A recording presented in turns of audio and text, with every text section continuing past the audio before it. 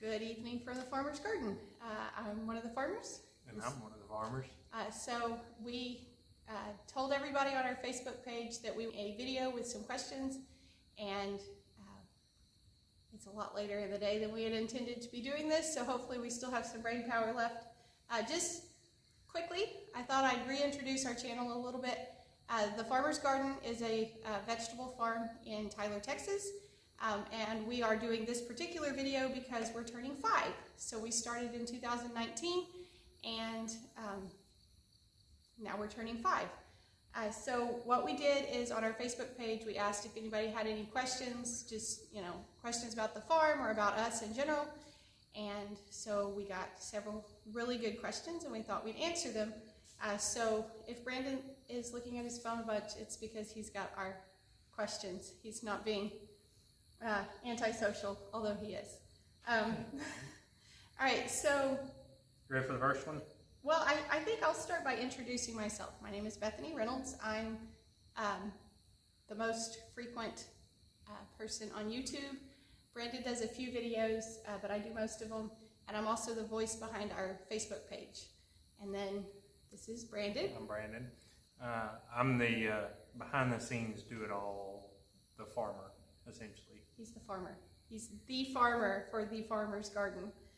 So yeah, let's jump in with some of the questions we got on Facebook. Okay, so the first one is, how did we meet? Oh, how did we meet? Okay, so we officially met at Kilgore College in 2007. We were both part of the ag club out there. And so our first time actually seeing each other was a poultry science class in 2007. But then we really Hold on. Out of all the classes that I took, the one that I thought I would not need, and we ended up in needed, That's true. was poultry science. That's true. You hated poultry science. I hated it. You did not think we needed it, and we've used it a lot. I liked poultry science because they substituted it for a different class when I went to Sul Ross University, and so I got out of a different class for taking that one. But we officially met there, and then we actually got to know each other working together at the Texas AgriLife Research Center in Overton. We both worked out there under Dr. Roquette. Kirby and Nimmer were our bosses, and so that's where we really got to know each other, was out there at the Research Center. Okay. What made you decide to homeschool? We were both homeschooled. So we decided to homeschool because it was what we were familiar with, it's what we knew. But now I realize that there's absolutely no way our kids could do traditional school, whether it's public school or private school. They couldn't do either one. Our schedule is just absolutely insane. And so being able to homeschool fits our schedule, like planting times and harvest times, and when it's hot we do school in the summer, and then this time of year we're not doing school because we're doing other stuff. So that's why we keep homeschooling. Now the loaded question. What is your favorite jam to eat or make? That's such a trap. You It's go such. first. You go first. I don't know, because if I had to pick one, it would have to be spoon. I was gonna say peach or spoon for you. So peach has always been his favorite, and then when I came up with spoon, it replaced peach. Strawberry is my favorite to make. I think it was the first flavor I learned to make. Growing up, all I did was strawberry, peach, and blackberry. So I think strawberry was the first that I learned to make, but I don't really have a favorite to eat. I like them all for eating, but I do love strawberry. All right, let's see here. Okay, how did you and what did you read to learn how to create your plantation, learn your farming techniques, build your barn, house, etc.? Well, school. Yeah. I mean, we met it at Kilgore studying OJT. Agriculture. On the job job training. So much of that. So we both studied agriculture at Kilgore, and then he went on to... Went to A&M and studied agronomy, which is crop production. Then after that, went and got a career consulting with, I don't know, how many customers I did. Thousands of acres. Yeah, thousands of acres growing corn, wheat, cotton, sorghum, you name it. If it could grow up there, I pretty much looked at it, except for soybeans. I never looked at soybeans. Or sunflowers. Or sunflowers. I have a degree in animal science from Sul Ross State University. Biscuit has a degree in clumsiness. My degree is in animal science, specifically in production of animals, so not the medical side as much, but in the raising them for meat or eggs or whatever. So I cover the chickens and he covers the garden. Okay. But what did you read? Aside, Biscuit Puppy is going to make this crazy. Aside from the degree. So the one thing that I found that it took me a lot of hunting to find, and is a hard book to find. See if I can show this so you feel focused. So this is the 2001 or 2021. They do one every year. Is the Southeastern Vegetable Crop Handbook, and so it goes through like fertility for all the crops, different populations. It talks about every single crop, and then it even delves into insecticide use, insecticides to use, fungicide for disease control. Let's see what else is in here. So much stuff. Weed control. It is. We'll get to the end. 364. Those numbers. 263 pages of information, and it's updated yearly. I had to find that one on eBay, I think is where I ended up and got that one. I think so. You hunted and hunted to try to find one. Mm-hmm. The PDF version is very available, Yes. but printing a 300-page document was kind of dumb, and then you really want to be able to have your hands on it. For me, I would say any of the Stories Guide to Raising whatever livestock you're interested in. Yeah. So we have Stories Guide to Raising Cattle, which I read just for fun. Stories Guide to Raising Chickens. We don't have the goat one. I think I had that one in high school, but I don't think we have it now. But those are like a Tractor Supply or eBay or wherever. Stories Guide to Raising whichever livestock. Those are the really good ones that I like. And if you, on the vegetable side, if you really like to nerd out on this stuff like I do, the best thing to do is to go to a university's website and figure out, you can find what textbooks they're using and get the textbooks. We have like all of our college textbooks, so many textbooks that we do actually go back and look through sometimes for some of this stuff. With every move I get asked, can I throw them away now? And I'm like, no. Not the textbooks, all the notes. He has his notes too, and he does go back and look at those sometimes too. Well, there was one class that didn't have a textbook. That's true. It was all notes. That's true. Okay. Where do you get the produce for your jams? We get this question at markets all the time, and so it's not really a big secret. Walmart. Some of it is local, like if we can get peaches locally, that's my preferred way to do that. Blackberries, we usually pick wild berries around us, or we have a couple of friends that have let us come and pick their berries. Biscuit is our cameraman today. She keeps moving our tripod around, so that's what's happening there. But most of the produce comes from Walmart, just because I make a lot. A lot of people assume that we grow the produce, and I think that's a safe assumption. I mean, you kind of walk up to the table and you would think that, but my record was 2,200 jars of jam in a year. So we don't grow that much fruit. I can't imagine that much fruit. That's a lot of fruit trees. Okay. What do you do to the soil before planting? So, to start out with, I am a big believer in East Texas of deep tillage. So that means sending a single shank, and we have some videos on this. If you'll dig back through it on one that we went through and deep ripped on our own place. And yeah, Dirt clods. they were just clods. It was dirt. It wasn't a rock, but it was like this big. And so I do that about twice a year. I'm pretty religious on running deep tillage twice a year. And then I'll run a disc through it and then fertilize based off soil samples. one of those things that we keep needing to do, and it's just one of those that Soil samples Right, are it's time to do it. critical, like they're super important because they tell you what you actually have. But we also have sand, so we go off the assumption that we have nothing. And we work off of adding pretty much everything that you would to sand. And again, because soil samples can be a little bit pricey sometimes. and then again, you can go back to, like I say, this book. I've even got a fertility plan put in here, but it gives, like here, recommendations, and it gets pretty technical. But yeah, it gives me recommendations for the nitrous, phosphorus, and potassium needed for each one of those crops. And so, like I said, this little book is a handy little thing to have on hand. Mm-hmm. You've used that one a lot. All right, next question. Okay, how do you keep wildlife from eating everything you are growing? Okay, so First this 2 years we stank at it. our farm is 5, but we've been using this property since 22.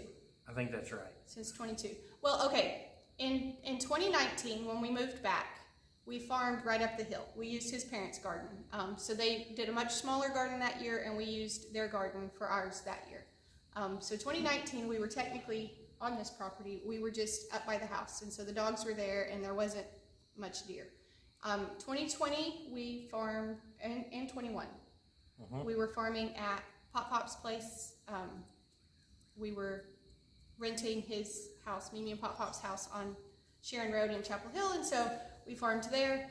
And then in 22, we moved to this side of the hill. We moved downhill to where we are now. So in 22, we lost all of our cole crops to either pigs or deer. And I know that seems dumb because it seems like you should know which one it was, but it kind of had characteristics of both. Either way, we lost all of our cole crops to those. And then I don't think we lost anything else in 22 to the livestock. We lost it all to drought, to wildlife, not livestock. But then in 23, we lost a lot. And we had a deer fence by then. We put up it's a 7-foot high electric fence that's like every other wire is hot versus ground. But we had this one deer and her 2 fawns that just repeatedly came through the fence. So we actually got a permit. It's called a degradation permit through Texas Parks and Wildlife. And there's like a whole application. There's a fee to even apply. He talked to a game warden when we were getting ready to apply. And the game warden's like, you can apply, but I've never seen anybody get it. But we had the fence in place. We had all the things. And these dumb deer were just eating so much of what we were growing. So we did actually qualify for the permit. He did take out 3 deer last year. And the meat from all of those has to be donated. We don't get to eat any of it. So we donated all our peas to the deer's diet all summer. And then we donated the meat from the deer. But we think we have that under control now. Knock on wood. Yeah, hopefully. And then coons eat watermelons and stuff like that, but the coons have not been nearly as devastating as the deer were. Well, but we've also had the coons where they were eating drip tape to get water, That's and true. that hasn't been an issue so far, even through the dry spells that we've had. Yeah, but we have dogs on the property now, so that's helping some too with coons and stuff like that. Let's see here. Okay. Do you have a secret tip for raising tomato plants that flourish and do well? Water and fertilizer. Yeah, fertility is watering. If you can manage your water and your fertility on your plants in your garden, that is probably numero uno problem.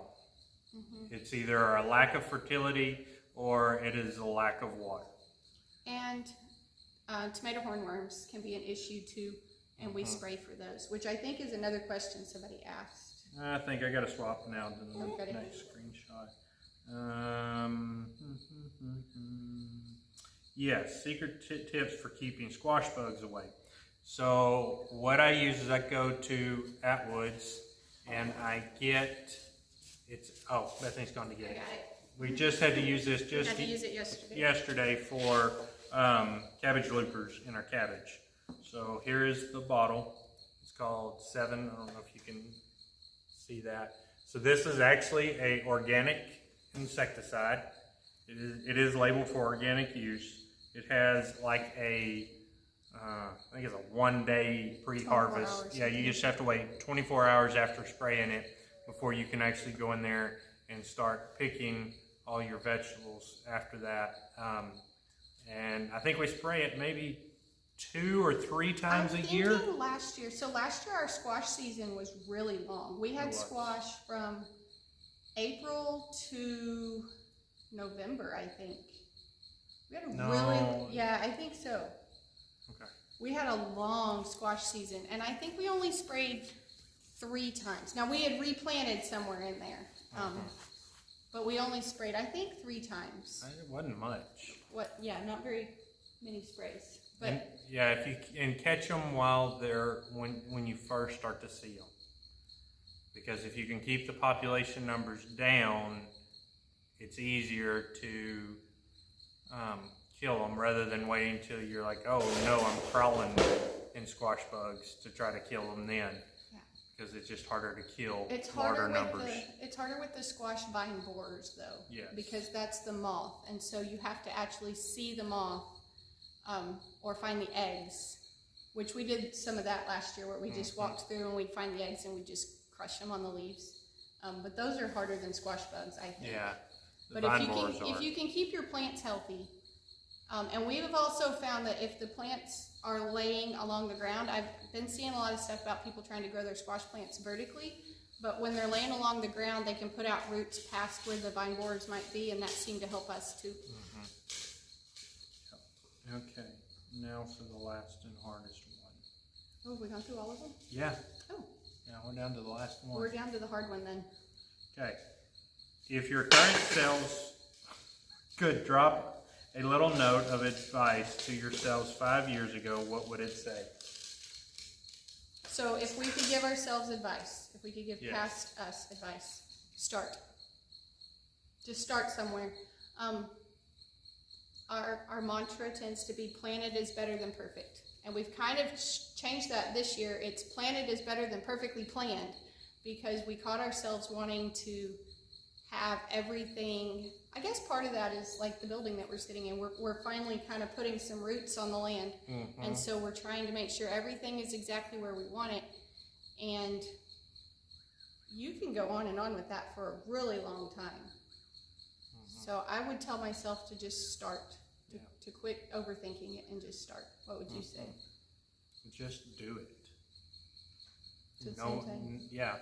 No matter what, just keep doing it till the job gets done. Okay, I got a bonus question for you. Okay.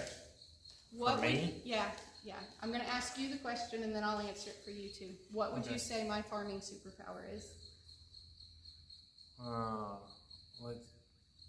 When things go horribly wrong, like, I mean, the washouts and all of that, I'm sitting back going, oh no, what do I do now? And you just jump in and just go. And you've hung around long enough, I never have to say, wait, that's not the way. No, that's not right. Most of the time it is. You just tear off and go. I think your farming superpower, you're a natural. Like, you talk about the degree and you talk about the on-the-job training. Like, okay, yesterday I walked out there and I brought you a cabbage plant. Like, I pulled the whole thing and I was like, what do we do? And I knew what it was. I knew I was looking at aphids. That's why I pulled it. But you're like, oh. And you went and looked, and that was the only plant I saw. And you're like, oh, there's bugs on this one, and this one, and this one. Yep, we're at threshold, time to spray. And I can't do that. Like, I would have to wait until they all looked like that one cabbage plant before I would realize something needed to happen. That one was bad. That one was bad. But you just do it. That's what I do. That's what you do. So there's our questions that you asked on Facebook. If you have any more questions, you can drop them in the comments here or on Facebook. We're 5, I think, officially today. Is it today, really? I think so, April 15th. We moved on Tax Day. Nope, it would have been yesterday. So today's the 16th. Oh, it's the 16th? Okay. yesterday we were 5. So we're 5 in a day. 5 in a day, yeah. So thank you all for stopping by the farm. I hope we answered some of your questions. We got some good ones on there, I thought. Yeah. So hopefully we made sense with our answers. Y'all be sure and tell your friends about us and come back when you can stay longer.